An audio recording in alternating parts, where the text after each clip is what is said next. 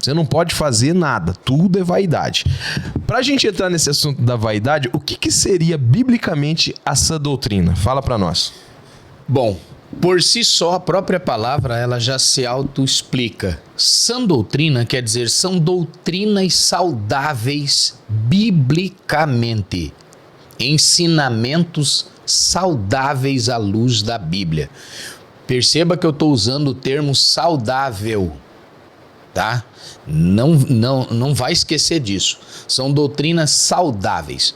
Então, a sã doutrina, se a gente pegar aqui numa explicação, são os ensinamentos essenciais e fundamentais da fé cristã, tá?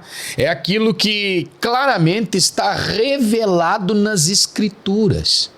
Nós vamos ter 3 tipos de doutrina. 3 tipos.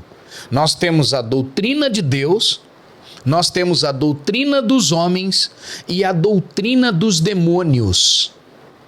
Existem 3 tipos de doutrina. Doutrina de homens, doutrina de Deus e doutrina dos demônios. Em quais você se enquadra? Em quais destas nós estamos enquadrados? É lógico, nós temos a doutrina de Deus aqui como nosso ponto central. Se a gente seguir uma ou outra fora da doutrina de Deus, aí nós vamos comprometer a nossa caminhada cristã. Aí nós vamos fazer uma mistureba de coisas e nós vamos ter problemas seríssimos, tá? Então, a sã doutrina é interpretada por muitos e para muitos como a ideia de proibição de uma série de coisas.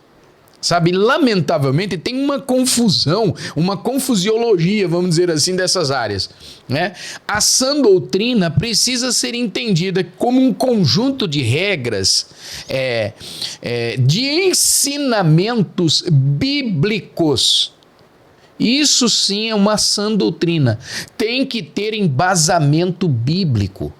Se eu pegar qualquer coisa fora e trazer para dentro e declarar que isso é uma doutrina sem um embasamento, isso não tendo apoio bíblico, passa a ser falácia, passa a ser engodo, passa a ser doutrina de homens, porque a doutrina de Deus, a verdadeira sã doutrina, tem que estar atrelada ao conhecimento bíblico dentro da palavra de Deus, tem que estar respaldado. Se não tiver, passa a ser uma mera doutrina. Então, para a gente falar dentro de um dos pontos mais altos, quando o assunto é uso e costume, a gente vai chegar na vaidade.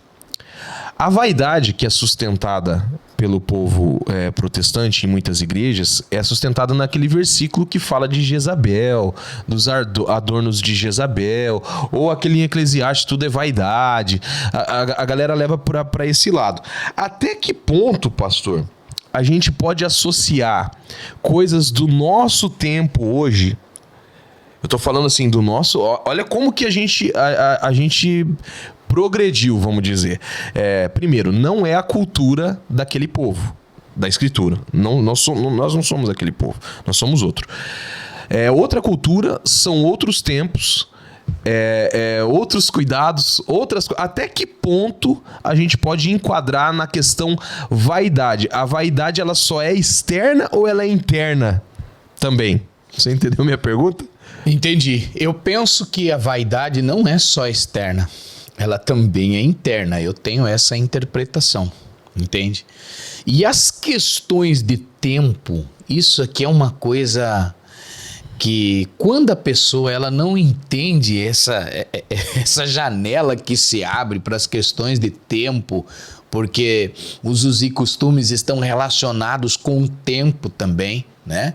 Então a gente peca. Se você não for uma pessoa que se entregue para o conhecimento dessas questões de uso e costume, questões doutrinárias, tem muita gente que não sabe nem o que é uma doutrina de verdade.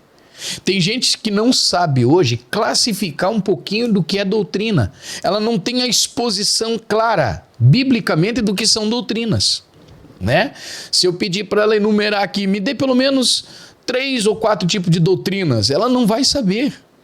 Eu me lembro que quando eu estava no início do meu ministério, ingressando na área do presbitério, O meu pastor na época disse assim, olha, você vai entrar agora para o presbitério, você vai começar a estudar, né? Vai ingressar na escola de presbíteros para se formar presbítero, e você vai ter como indicação um livro. Se você não estudar esse livro, você não passa nem sequer mesmo no crivo. Eu nunca vou me esquecer, eu li 2 livros. Doutrinas Bíblicas de Meyer Pearlman. Nunca vou me esquecer isso. Gente, era a mesma coisa de ler um livro de direito, porque eram só questões doutrinárias. Tive que ler um outro, Doutrinas Bíblicas de P.C. Nelson. Nunca vou me esquecer disso. Foram 2 livros bases para mim poder compreender um pouquinho a ideia doutrinária, o que eram doutrinas, entendeu? Eu tive que me alimentar, eu tive que me saturar do conhecimento doutrinário, justamente para não entrar e estar incendido dentro dessa geração de hoje que não sabe nem o que é doutrina. Pegou um uso e costume e colocou na escala doutrinária, defende isso a dentes, né? A unhas e dentes, e acho que isso é verdade, todo mundo tem que seguir isso e acabou, né? Então nós temos um grande problema em misturar essas coisas, não sabemos decifrar a ideia temporária de usos e costumes, né? Que aquilo era para um tempo, não é para o atual, e o que é o atual não era daquele tempo, não tem como trazer de lá para cá e nem levar daqui para lá, porque já não existe mais, entende? Então nós pecamos nessa questão até do tempo. Infelizmente as pessoas pegam coisas que eram de lá, do Egito, né? Pegaram lá dos persas, pegaram dos babilônicos, trouxeram para os nossos dias e acabou. Tem que fazer o que eles faziam e já era. Quando o assunto é cultural, eu conversava com a minha esposa essa semana sobre isso. Tipo, quando o assunto é cultural, fica muito complicado da gente defender algumas ideias de uso e costume. Eu vou dar um exemplo. Eu não vejo nenhum pastor, nenhuma autoridade eclesiástica no Brasil usando a roupa que os homens usavam lá no Egito. Exatamente. Os gregos, a gente não vê. Não vê. Ninguém daqui do Brasil usa os padrões bíblicos de roupa. Por que o padrão ele foi instituído, pastor? Por exemplo, vamos começar a pegar aqui. Por que uma mulher, ela não pode usar uma calça? Por que o homem ele não pode usar um shorts? Eu ouvi histórias o pastor Denis que estava aqui, meu querido pastor, que é nosso amigo, ele disse que quando ele se converteu, ele dormia de roupa com 2 calças, porque ele foi ensinado que se Jesus voltasse e ele tivesse com roupa de dormir, ele ia ficar. Qual é a base bíblica para roupa? Para direcionar a gente para roupa, para falar você tem que usar isso e você não pode usar isso? Muito bem. Primeiro, gente, essa aí do pastor Denis é terrível, hein, cara? E eu conheci gente que é assim. Até hoje eu tenho pessoas que eu conheço que ela dorme com 2 calças.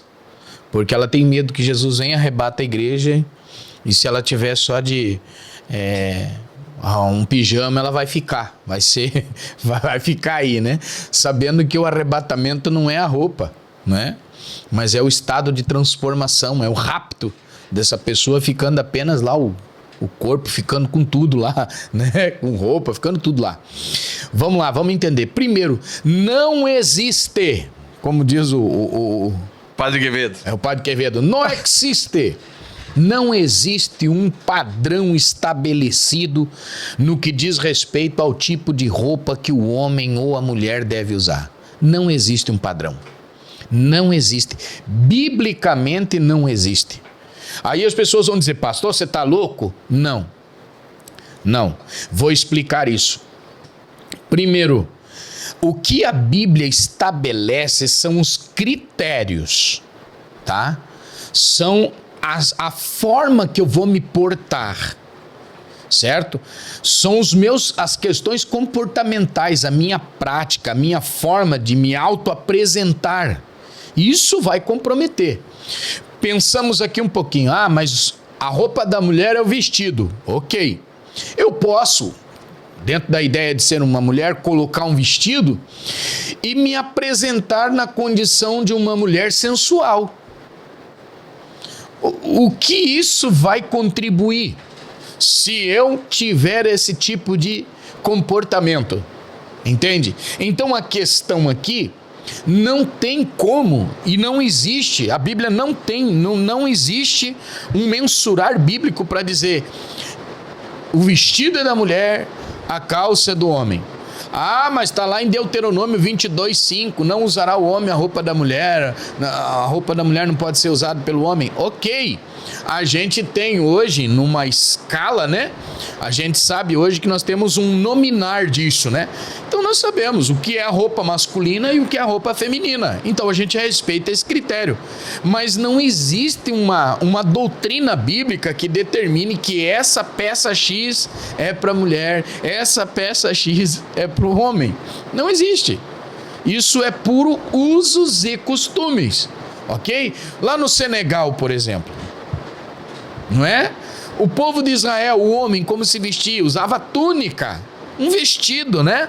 Que era preso por um cinto na linha de cintura, ou outras vezes até nem tinha aquela amarração, era apenas um vestido solto.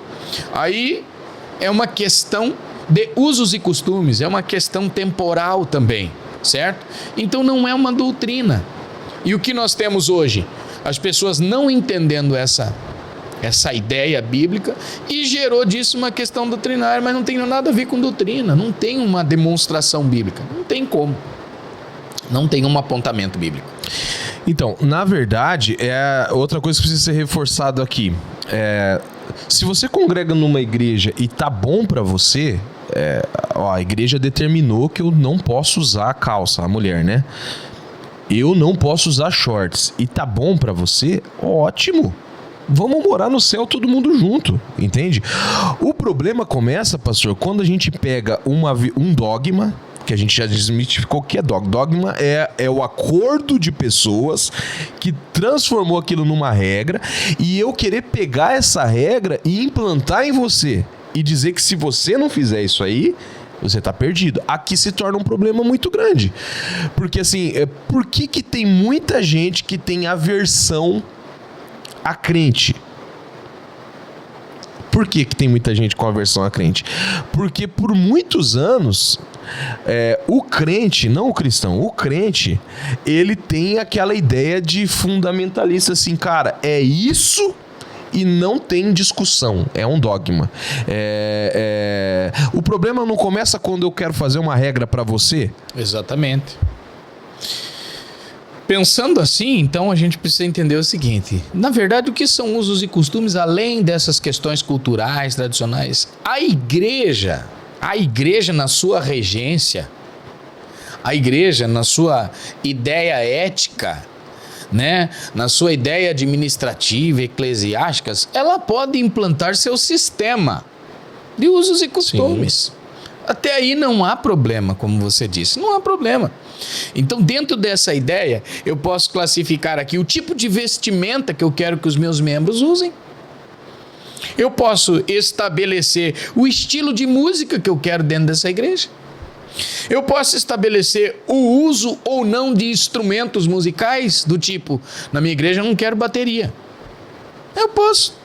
Eu sou livre para isso. Eu posso colocar aqui a ideia de mulheres usando véu ou não. Eu posso colocar a ideia de horários e formatos de culto, liturgia. Eu posso criar tudo isso dentro da visão de usos e costumes. Isso aqui é uma questão não doutrinária. Não é doutrina. É administrativo, sistemático, religião, tá certo? Usos e costumes. É o que eu quero aqui, o costume da minha igreja, do meu povo. Tá certo? Qual é o problema, então? O que é que se gera problema dentro desse campo de ideia? É quando eu tenho alguém que veio na minha igreja, ou eu conheci uma igreja próxima da minha, que tem como regra, como sistema, como estilo, uma visão diferenciada daquilo que eu estou pregando aqui, que eu estou apregoando aqui na minha igreja. E eu então entendo que essa igreja, por não fazer o que tem na minha igreja, essa igreja está condenada. Essa igreja está no inferno. Esse povo não vai para o céu. Espera aí, gente. O que está no campo da discussão aqui não é a doutrina, é uso e costume. Então eu preciso respeitar o costume dos outros. Nós não temos isso. No nosso meio cristão, falando rasgadamente mesmo, hoje, se você chegar com esse boné em alguma igreja que não faz o uso do boné, você está condenado, irmão. Se você chegar de camiseta, você está condenado. Você tem que tapar todo o seu corpo, tem que usar, né? Enfim. Tatuagem, se você chegar assim, cara, teu corpo é um gibi do diabo. Você está condenado, filho. Você está no inferno. Então, ou seja, eu estou fazendo uma sentença de julgamento em cima de coisas que são tradições culturais, sistemática, humano. Entende? Eu não estou aplicando uma questão doutrinária. Eu estou fazendo do sistema humano, dos meus usos e costumes, o costume do meu povo, uma regra doutrinária para condenar os outros. É aqui que eu peco. Enquanto eu tiver essa mentalidade, eu estou colocando pessoas para fora da igreja. Eu vivi esse tempo. Eu vi irmãos dentro da minha igreja que foram excluídos da igreja porque assistiam televisão. Eu aceitei Jesus numa época que, Deus me livre, se a mulher pintasse ou cortasse uma ponta do cabelo, eu vi muitas mulheres não aguentando esse jugo e saindo. E alguém vai ter que dar conta disso. Entende? Então, o maior perigo é quando eu pego meu conjunto de regras, sistemas, usos, costumes do meu povo, faço disso uma doutrina e exerço julgamento sobre os demais. Parece-me que a ideia aqui é que só eu, com o meu sistema, o meu sistematizado, está certo e todo mundo está errado.